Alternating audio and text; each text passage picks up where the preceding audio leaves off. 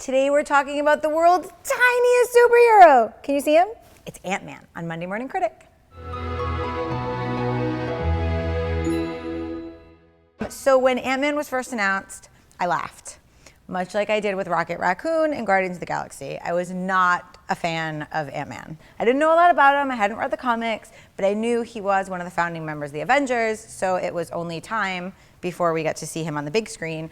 And then I kept thinking, how are we gonna see him on the big screen? Look how small he is. Can you see him? Because I can't. I mean, you can see him there, but he's like this big. How is that gonna be a movie? So I went in, needless to say, a little skeptical, and I was beyond pleasantly surprised. So Michael Douglas is Hank Pym, and he has a super suit that he has been hiding basically from everyone.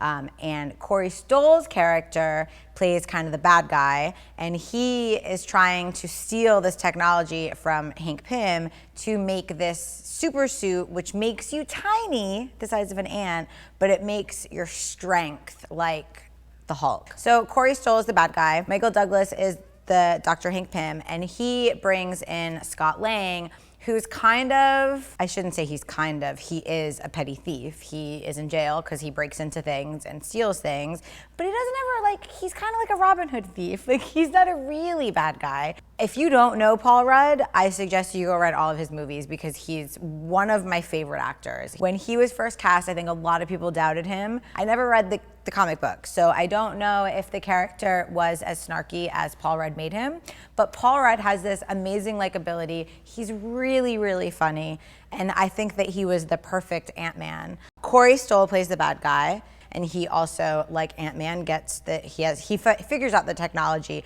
from Pym, and he literally gets to do the same thing. So we get this amazing scene of Ant-Man and Yellow Jacket fighting, and it's like big, small, big, small, big, small. And also have to mention that the breakout performance in this film wasn't even a superhero.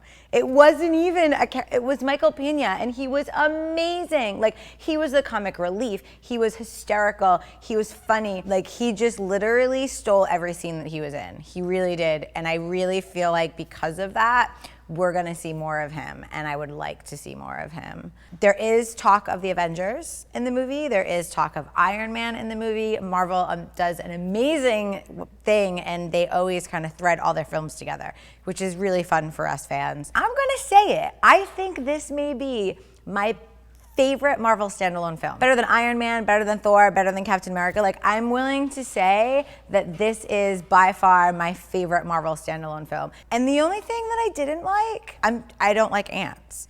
So there's these scenes where there's giant ants and they're running, and it creeped me out, and it gave me the goosebumps, and it's the only thing I didn't like, is that I kind of am not a bug person. All right, guys, obviously you can tell I really, really liked this movie. It was amazing, and I'm going to say it again, best Marvel standalone film yet. I wanna know what you think. Did you check it out this weekend? Let me know in the comment section below. And do you wanna win my toys? I know it's really hard for me to give them away because I don't want to, because I just want to keep playing with the flying ant and the Ant-Man, and they're adorable. But I want to give them away to you guys because you check in with me every week to find out what I saw. So if you want to win them, go down in the comment section below and let me know what your favorite superhero is that hasn't had a standalone film yet. Never knew I would have Ant-Man would be my favorite, and now he is. All right, guys, thank you so much for tuning in for another Monday Morning Critic. I am Krisily Kennedy, and I'll see you next week.